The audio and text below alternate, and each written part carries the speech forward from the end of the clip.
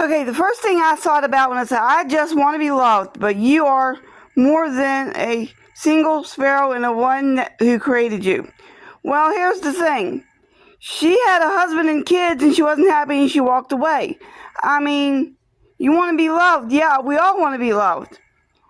I was across the street and I was 50 and I was like, you know what, girl? You ain't going to ever find love. So let's go ahead and have some pleasure. So I just told him straight out, Alan. You know, I asked him if I can ask him some questions, and he's like, you know, are you gay? And he says, no. And I says, well, I like to ask you some questions, but I'm a monogamous.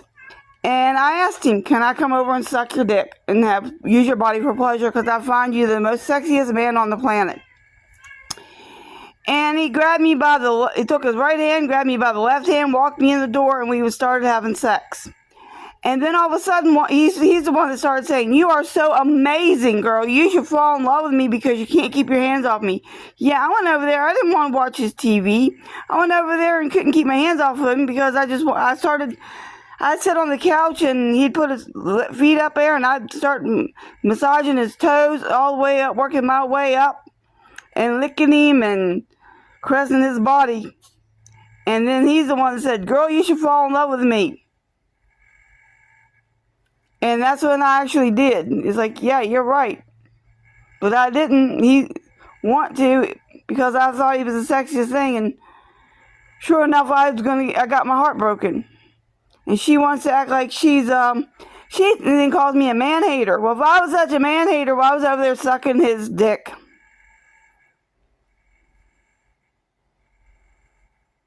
So, no, I don't think she should get love because she preventing me from having the man of my dreams. So, and she had a husband and kids. Why'd she walk away from her husband and kids? I raised a child without a man, and now I found the guy that I think is on the outside looking, as body type goes, I find him the sexiest man on the planet, especially with beard and mustache and that long hair. Even if he cuts his beard and mustache off, that long hair, oh my gosh.